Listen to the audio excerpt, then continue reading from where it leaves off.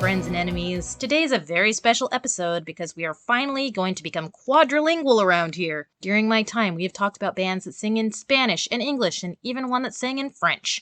I have talked about multiple Brazilian bands, but as far as ones whose entire albums I've reviewed, they've all sung in English. Well, Lusophones rejoice, because today's band actually sings en Portuguese. The band in question is Campina Grande-based gothic rock band Noturna Régia, and the album in question is their 2019 release Sobre Anjos e Outros Contos, meaning About Angels and Other Tales. This appears to be their only full album. They released an EP, Artemisia, back in 2016. All of the songs from that featured on this album, and a few songs have been featured on compilations. That being said, they still very much exist and are active, performing at all the Brazilian goth fests and all of that.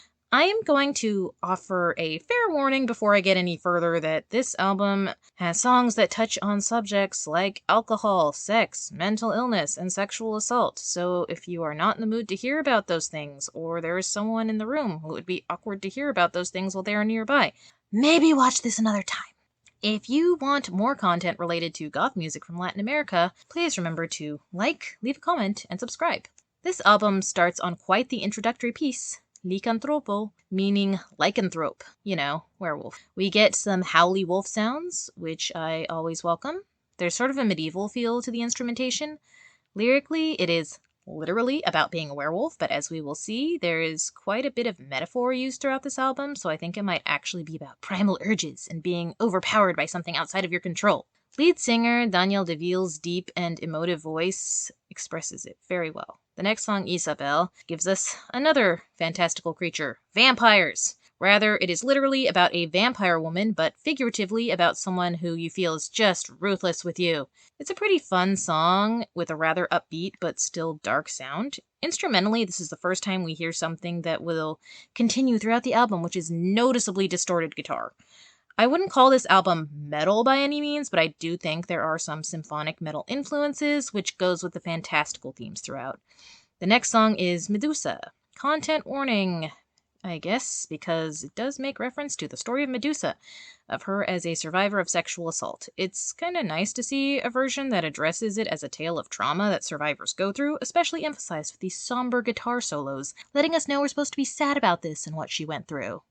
Our next song, Anjos Caídos, meaning Fallen Angels. This song is pretty popular, being on the Artemisia EP, and it's easy to see why. This one is telling us about people who have fallen from grace, though there's the implication it's in sort of a negative coping mechanism kind of way, which goes pretty well with the previous song, actually.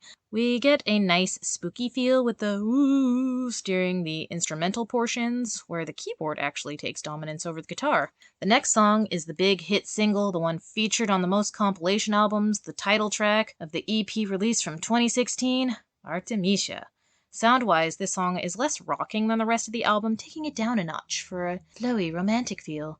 In case you don't know your alcohols and herbs, this song is about absinthe. In the ultimate plot twist, this is actually one of the happier songs on the album, as he seems to just be drinking it because he thinks it's tasty, rather than out of some sort of unhealthy coping mechanism like the people in the previous song. I have to say, as drinking songs go, this one is probably the first I've come across that is less about getting trashed and is just describing the drink in super pretty terms, talking about the flavors from herbs and calling it an emerald nectar. I know some of you absinthe enthusiasts will be pleased to know there are no references made to, as I've heard it described so colorfully, tripping balls. There are some references to it being inspiring.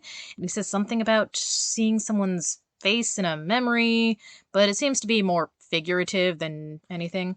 Anyways, the next song is Carne Tremula, meaning trembling flesh, another song that was on the Artemisia EP, so it's another popular one. Apologies to any youngsters watching this video with their parents nearby, but I'm pretty sure this song is about sex. Specifically in a BDSM sort of context because of references to pain and whips and stuff. From alcohol to BDSM, this really is the party episode, isn't it? Or at least these two, the only two happy-ish songs on the album. It's more rocking, heavy, distorted guitar, and heavy drums-driven song. The next song, Sueños y Pesadillos, meaning dreams and nightmares. On a literal level, we have a song that appears to be from the perspective of an immortal who is tired of their eternal life and dealing with the burden of their nobility. I'm getting vampire vibes, but who knows. On a figurative level, I think this might be about mental illness and suicidal ideation, especially in the context of the next song, spoiler alert. The building feel throughout and the instrumentation really emphasizes time element and that more quiet come down at the end with the dissonant guitar and prominent bass. Yay, bass! It really feels like it's telling a story, implying they may have tried to do something about those feelings. The next song, Claustrophobia, which I assume I don't have to translate.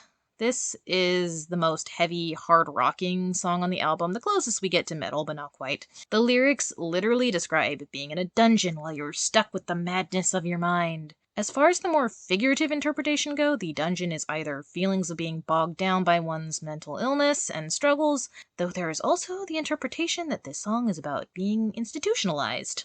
Whichever interpretation you prefer, it's describing a pretty unpleasant experience, though I wouldn't describe it as unpleasant to listen to.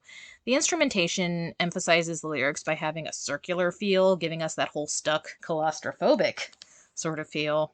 Our final song on the album is Valkyria, meaning Valkyrie. This is a very interesting song lyrically because, as you may know, in Norse mythology, Valkyries guide those who die in battle to the afterlife. This song talks about Valkyria as a lover one misses and feels tempted to return to, but cannot be with because of the desire to remain in the land of the living. I guess you can say this is about either deciding not to end one's life or deciding to not stay in a dysfunctional situation. Musically, this one gives me big-time power ballad vibes, like the gothic rock equivalent of power ballad. It has that come-down feel after all we've been through, and now it's the closing piece, our ending credits to the story. Overall, this was a very consistent album and one of the more distinct sounding ones that I've reviewed. I liked the fantastical references and the story it told. Sound-wise, I think it will really appeal to those of you who are more into 90s goth. It kind of reminded me of Solemn Novena, R.I.P. Solemn Novena, if any of you know them. So that was the review. If you have watched this far, please leave a comment with the angel emoji. If you want to listen to this album, I will let you know they do not have a Bandcamp, and I had to go to iTunes so I could buy it, like back in the old days. But it is available on quite a few streaming services, which I have linked below, along with all their social media accounts. If you want to follow me elsewhere on social media, my link tree is in the description as well. Until next time, bye now.